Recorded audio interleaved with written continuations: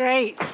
I've got props. I think it's the battle of the props for us preachers. So wait for Andy's next week. I don't know.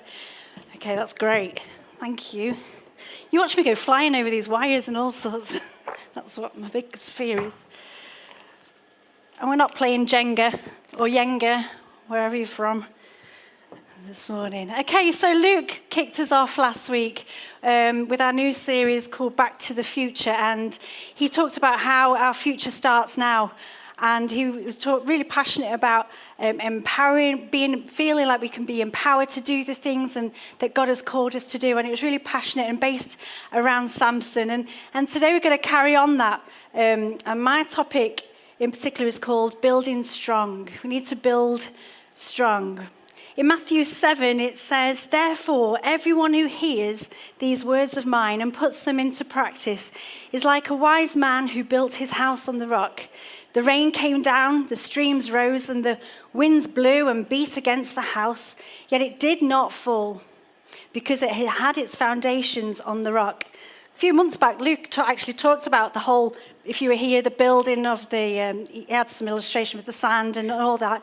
But today I'm not going to labour on that story, but I just wanted to do a bit of an illustration. Might take a bit of time. Hang on, bear with me.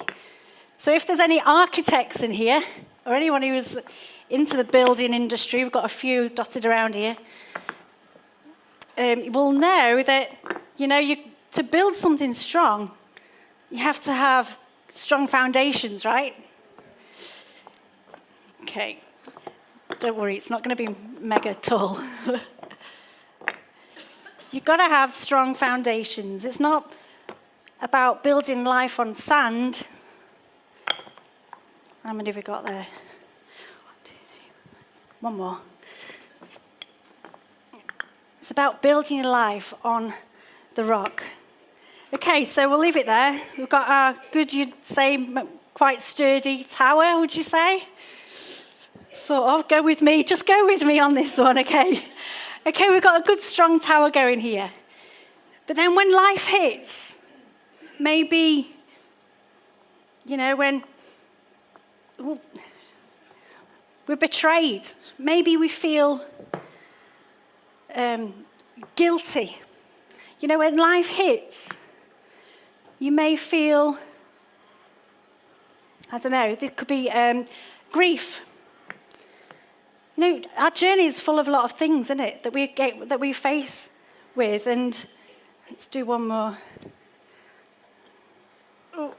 Oh, I don't. Tech guys are going to have a feel. They're going to be panicking here. All right, we're all right. We've got no speakers all around, so we're all right. Life hits with all sorts of things in our lives, right? And we get very good at covering things up, don't we? We get very good at maybe not thinking about it. We may just decide that it's okay. We're all right. We're in a bit of denial phase. We're very good at covering things up. And actually, what we need to do is strip back and go back to the bits where our life was broken, the bits where we found ourselves really struggling. But we do get too good at covering things up until ultimately we collapse, right? That's not a good place to be. You'd agree with me, yeah? We need to build strong foundations. Another version of that story in Luke 6, it says, "I will show you what it's like when someone comes to me, listens to my teaching, and then follows it. It's like a person building a house who digs deep and lays the foundation on solid rock. When the floodwaters rise and break against the house, it stands firm because it is well built. But anyone who hears and doesn't obey is like a person who builds a house right on the ground without a foundation. When the floods sweep in against that house, it will collapse in a heap of ruins." Jesus is really explaining it's so important to build our lives on him. It's so important to get it right. Because if our foundations are not right, we're just not going to be very good in our future, are we? We're just going to be collapsing. We need to build strong foundations. And it's not just about, for us, not for just about our own benefits. It's about influence with other people. We benefit other people if we're strong. Okay, so firstly, just casting your mind back to our recent Christmas time as a family. I don't know about you, but for us, Christmas is great, but also at the same time it creates a lot of rubbish.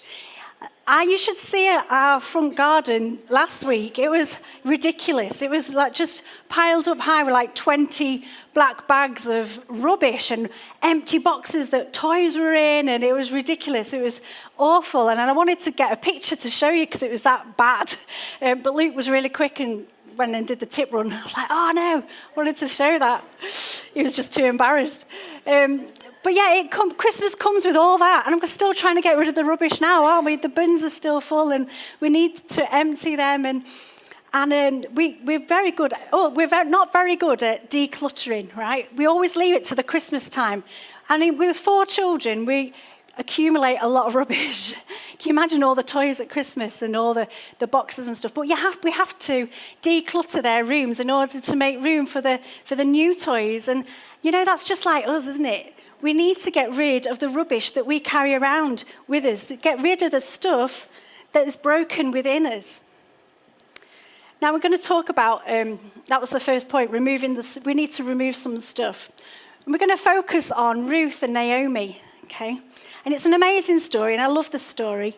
And Naomi had 2 sons, and she had a husband, but all of them had died, and her 2 daughter-in-laws were left behind. Orpah and Ruth.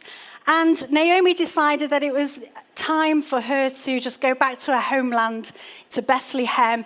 And so she said to Orpah and Ruth, you go back to your families, I'm going to go and move back to mine and be with mine. And Orpah decided that was the thing that she wanted to do. So she went back, and then Ruth decided, no, I'm going to stick with Naomi.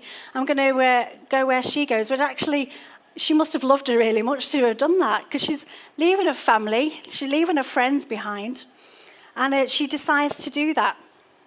Now in Isaiah 43, actually for this particular scripture, I was talking to Pete earlier about this, I feel like this is a prophetic word for us as a church actually, but Isaiah 43, it says, forget about what's happened, don't keep going over old history, be alert, be present.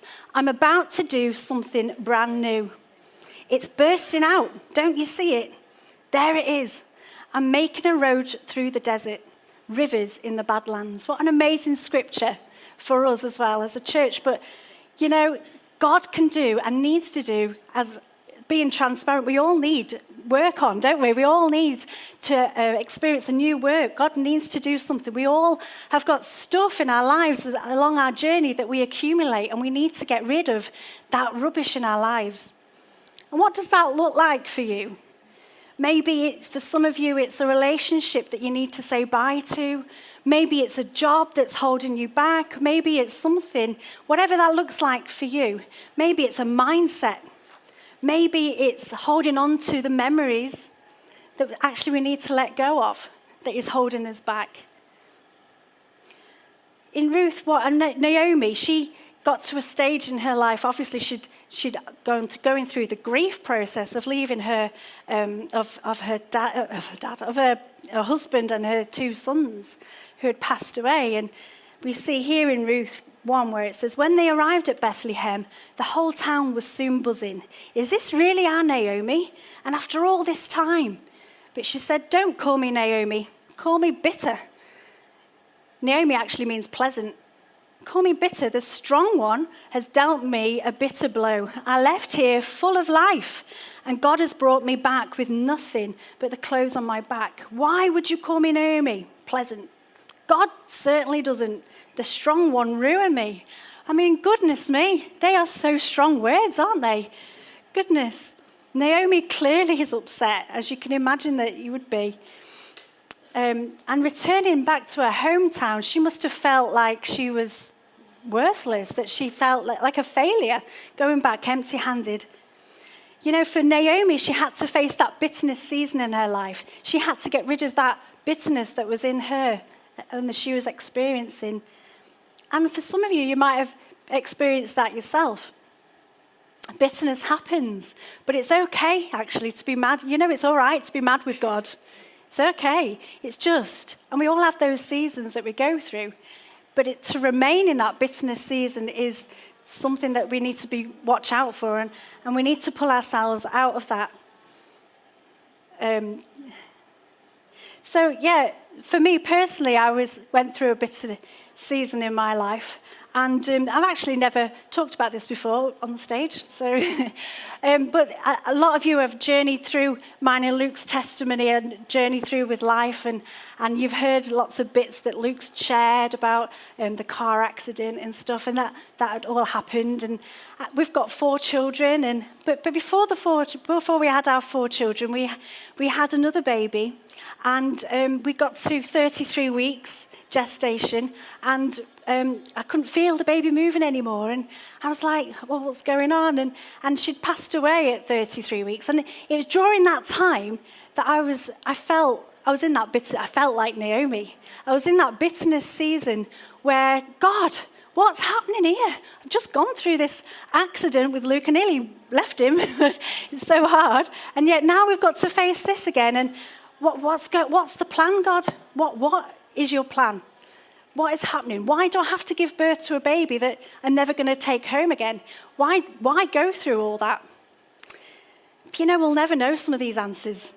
We've always got to just put them in the box and say, all right, God, when I see you, I'm going to get that box down, and I've got a list right here for you. It's hard, isn't it? But to remain in that bitterness season is really hurtful to us. And I remember a couple of months after that, we were in a prayer meeting, and I was praying. We were praying in groups. I think Mum was with me as well. And do you remember those long-standing people here, Sally and Cyril? I forget the surname; it's just gone. Sally and Cyril, bless them. Sally was praying with us, and she prophesied over me and said, do not be offended at God. And I feel like that's a word for somebody here today. Be released. Do not be offended at God. Naomi, we see later on in the story, she comes out of the bitterness, and we'll look at that a bit later. But if we want to build strong, we have to build a life that lasts. We have to get rid of the rubbish. We have to get rid of the stuff that holds us back and stops us from moving into our future.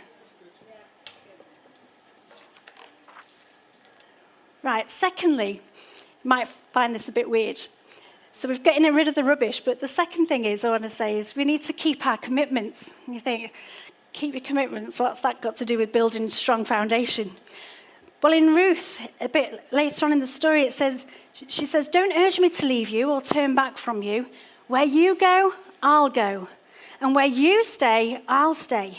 Your people will be my people, and your God will be my God.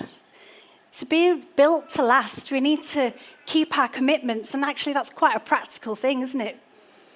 Psalm 15 says, Lord, who may dwell in your secret tent? Who may live on your holy mountain? Those whose walk is blameless, who does what is righteous, who speaks the truth from their heart. It's a biblical thing to keep our commitments. And there's a couple of reasons why I think this is important. And the first one is, actually, by keeping commitments, it releases accountability.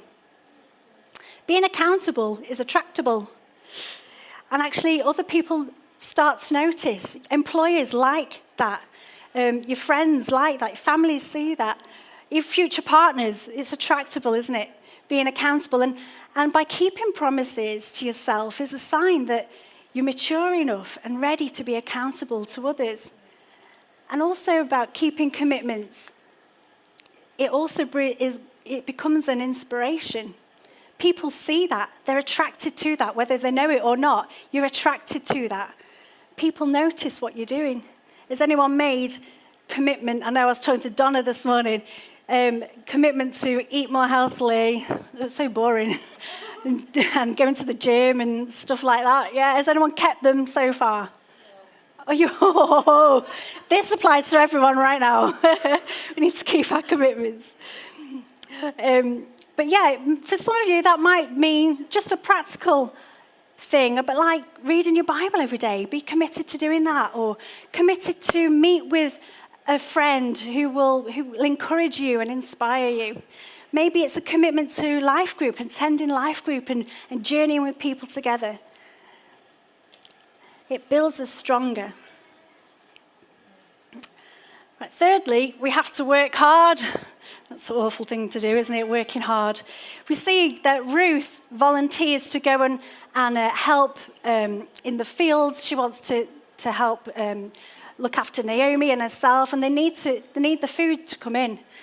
So she goes and volunteers to work in the fields. And Boaz actually is a close relative to Naomi. And Boaz noticed Ruth working really hard. It says, Boaz asked the overseer of his harvesters, "Who does that young woman belong to?" The overseer replied, "She is the Moabite who came from Moab with Naomi." She said, "Please let me glean and gather among the sheaves behind the harvesters." She came into the field and has remained here from morning till now, except for a short rest in the shelter. That sounds like blooming hard work to me, going out to a field all day from sunrise to sunset. It sounds like I don't think I'm built for something like that. To work in the fields, her back must have been aching. It just must have been all hard work, but she was determined to put in the hard work. She only had a short rest. I need cups of tea every hour just to keep me going. And don't get me wrong, we like to have our days off, don't we? And it's all right to laze around in our PJs, which I did yesterday, and I weren't lazing around. I just like to be comfy in my own home. And we have those lazy days, and it's all right if you're scrolling through social media for hours or binge watching Netflix or whatever. Don't get me wrong, it's really good to have those times. We need those times. But when it becomes a habitual thing, when it becomes that laziness becomes who we are, that's when we need to get worried. Actually, in the Bible, it refers to people like that as sluggards. And actually, sluggard means to lack motivation. It means that they want to just sleep all day. And I like my bed, and I would love to do that, but no. You know, sluggard, if you're sluggard, and you might know people who are like that, it actually affects their relationships. It affects parenting. It affects their whole perspective of work life. And actually, the term work itself, I think people have got it wrong. People go to work often, in their mentality is you go to work to survive and to provide, right? And actually, it's a wrong way of thinking. Totally wrong. God, he works all the time. God created humanity to work. Genesis 2 is that the Lord God took the man and put him in the Garden of Eden to work it and to keep it. Work is actually a gift. It's a gift from God and not a curse. Since God is he's our provider, our motivation and understanding of work must change. And actually, it's an act of worship. Work is an act of worship. In Paul, he writes, "Whatever you do, work heartily, as for the Lord and not for men, knowing that from the Lord you will receive the inheritance as your reward. You are serving the Lord Christ." Whatever we're doing, whether we're at home, washing the dishes, mowing the lawn, washing the car, where you're going to work every day, whatever we're doing, it's all about doing it for the audience of one. It's all about, don't get me wrong, you have to fulfill that job description and the contract, and you have to do what you're supposed to do in work, and you have to do that. But actually, you're doing it for the recognition of God, not for man. Ruth, she was so hard at work. And because of her determination and a perseverance and her whole work mentality, she got the attention of Boaz. We won't see amazing things happen in our lives if we don't put in the hard work. I didn't get my degree for just rocking up on graduation day. It was hard work. I had a 6-month-old baby at the time when I started my degree. It was hard work. I didn't rock up at my wedding day either. Just, ta-da, there I am. There's loads, as you know, if you've got married, loads of preparation ahead of that. And we've got great teams here that puts in a lot of hard work. Food Bank do an amazing job. They carrying all those bags, and goodness, they're so hard workers. And they achieve big things. They meet the needs of people. Holiday clubs, Verve Juniors, there's loads of stuff that we do here, and doesn't just happen. It's a lot of hard work that goes behind the scenes that we don't always see, but God sees. God sees it. To build strong foundations, we need to work hard. Okay, so all those hours that Ruth spent in the fields, she's probably talking to God, and she's probably saying, God, so what's the plan? I've lost my husband. I've got no children. I've got nothing left for me. I've come to a weird place. And you can imagine the questions in that field when she's just talking to God and asking, God, what's the plan? What's going on? Do you even see me? God sees you. God sees you where you're at. You might feel like Ruth. You might feel like, you've got this job or whatever you're doing, and you're thinking, God, I can't see how you're going to get me out of this. God, I feel so frustrated. I know I'm doing the right thing. I know that what you said, and I'm doing what you told me to do, but God, I'm not seeing how on earth you're going to get me out of this. Whatever that looks like for you, we need to trust God. That's fourth point. Trusting in God is essential. We've got to just keep trusting him. After we've done everything, there's nothing else to do but just say, God, it's up to you. And I think by just doing that, I think it just comes down to praising him and thank him for everything that he's done for us, thanking him for what he's brought us from, thanking him for the future, thanking him for the amazing plans and purposes that he has for our lives, and just to believe and just to say, God, don't know, don't understand, feel frustrated, you know how I'm feeling, I just give it to you. And it'll be in those moments when you're actually just at the point of despair and feel like you're at the bottom of the pit that God will just meet your need right there. God sees you. He has a plan for you. He's not going to pass you by. He's not going to walk by the other side of the road. He's got a plan for your life. God sees you. And all we need to do is just to trust him. And we do that by praising him. There's nothing else that we can do than being in his presence. So little did Ruth know that God was orchestrating this whole love story, and she was minding her own business in that field, and she, by just working really hard, she catches the attention of Boaz. And Ruth, can you imagine Ruth being just working away? She's hot, she's sweaty, she's not feeling great. She's probably got aches and pains all over her body. She's not looking her best. And when you want to grab the attention of a guy who, is looking at you, you don't want to be looking at Ruth right then, do you? You don't want to be portraying that you're dirty, you're stinking. And I'm sure that that's what Ruth felt like. Boaz caught the attention of Ruth just at the right time.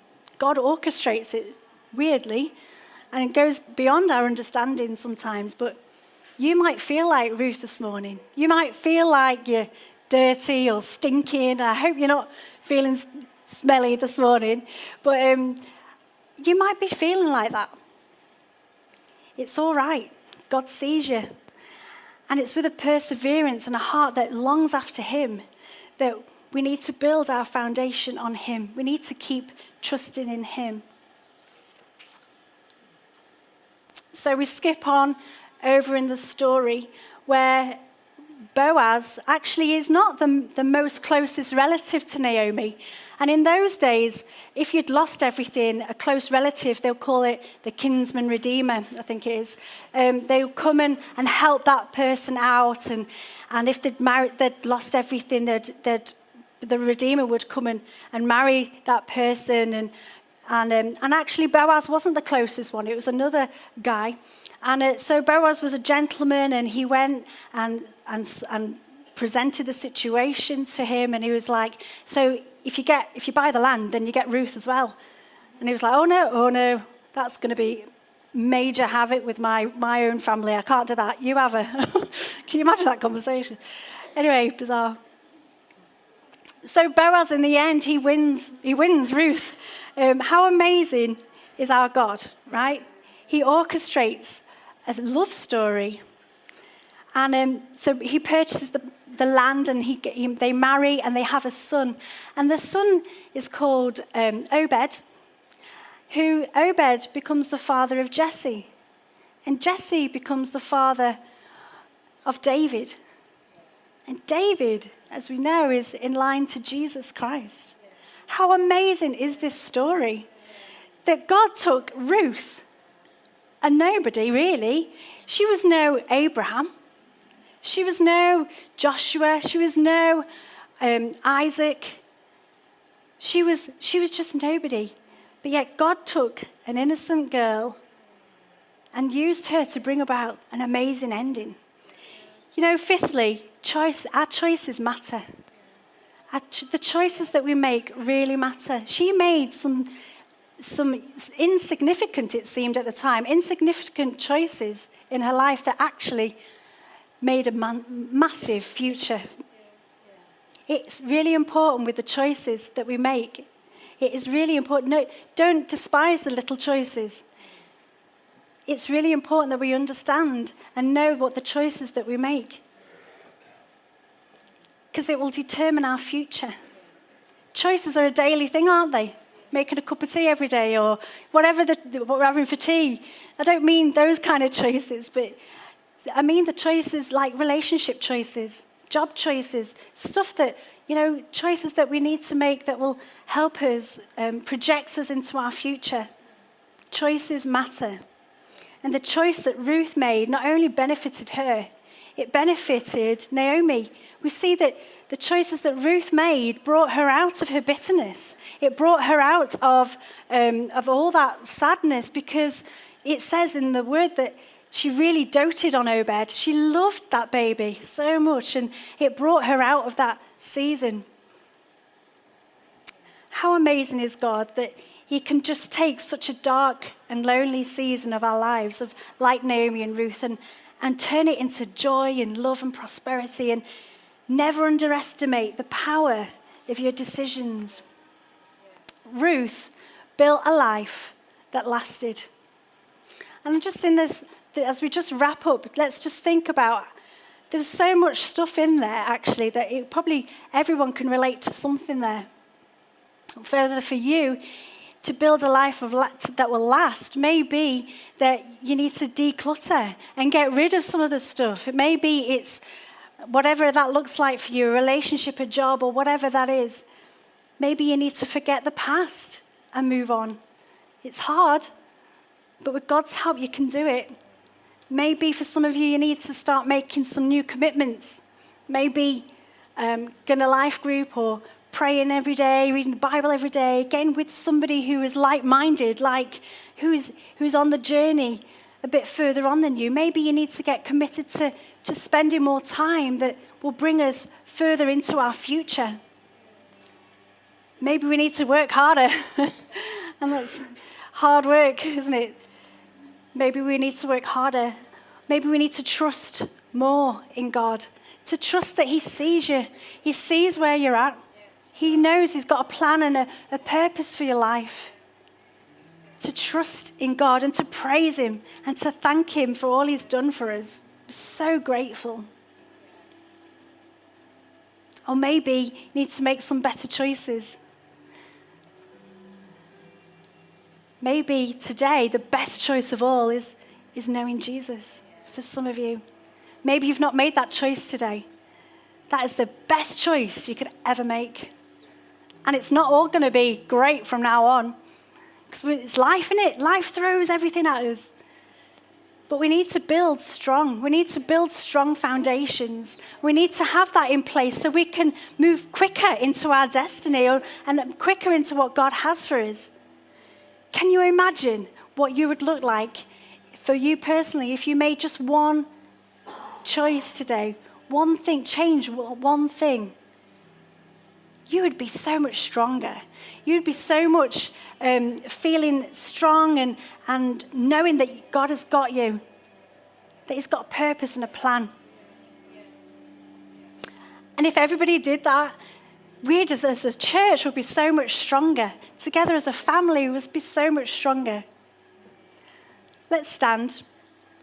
And just as you're mulling that over in your own minds, it'd be a waste of time if we just listened to this and just went about our everydays. But, let's make a choice today to do something practically about it. Where it might be just to write something down. That's the first step. Just write down some things that you want to change and practically do something about it.